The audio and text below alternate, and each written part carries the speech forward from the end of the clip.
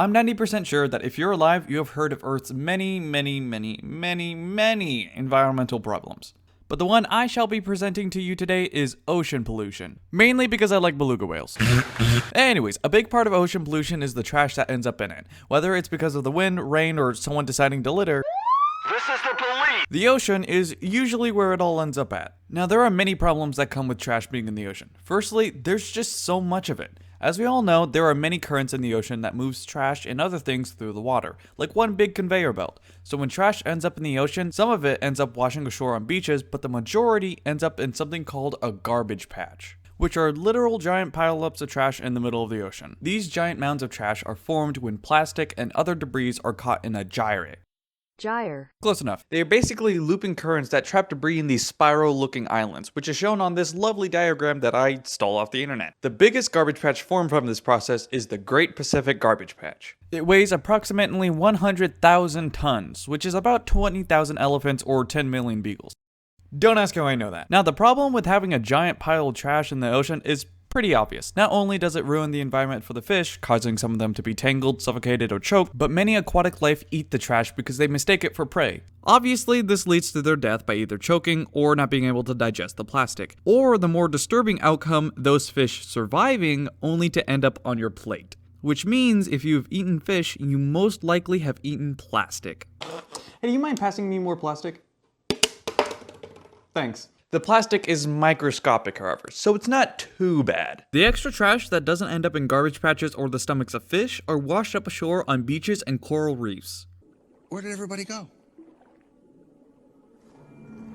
The trash basically suffocates coral reefs. Lighter debris can block out the sun and tangle sea life, while heavier debris can break apart the coral. And both types of debris can cause reefs to die out, which forces a lot of fish from their homes.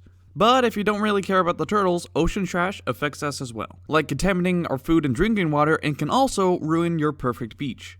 Turning that into that. Fun. But how did all of this happen? Well, it started around 1760, when people were like, hey, science?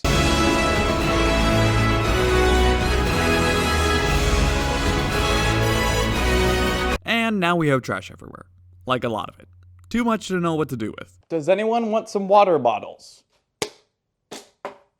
There is so much trash being produced, we have no place to put it, which is why garbage dumps exist. In a year, the entire human race makes about 2.6 trillion pounds of trash, which is about 260 million elephants or 130 billion beagles. Don't ask how I know that. Now, a good chunk of that trash produced is put into garbage dumps, and are sometimes burned or recycled. Developed countries like America are somewhat able to deal with the heaps and heaps of garbage due to our good infrastructure and economy. And by that, I mean we just have garbage trucks, dumps, and bins that help keep trash from entering nature and in the ocean. But it's not foolproof, because there's still a lot of trash reproduced entering into the wild. We just have some sort of handle on it. However, developing countries don't have those advantages. If you look at poorer areas, you'll see that trash is everywhere.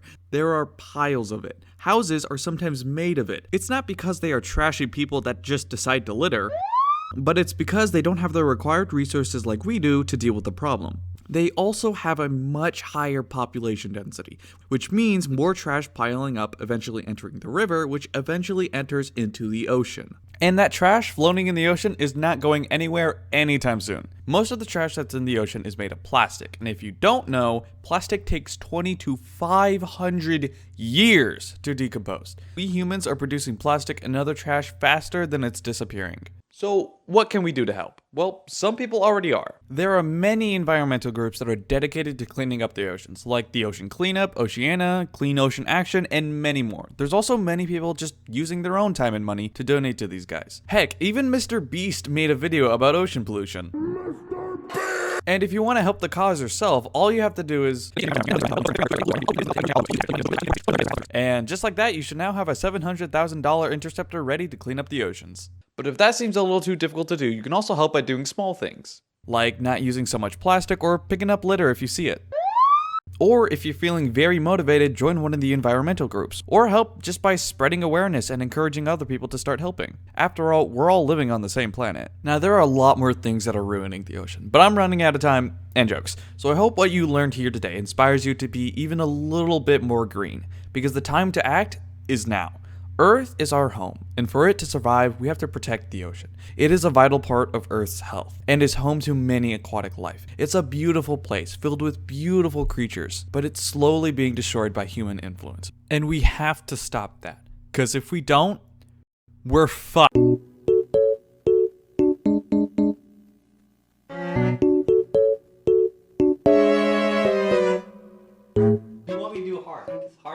Yes, harder to hit. Just hit my face, okay? Hit my face.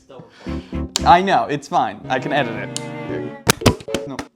Oh, God. I really am trying. That's sad. Stop. Sorry, Anthony. It's fine. Yeah, and then I get over here. Try hitting me in the face.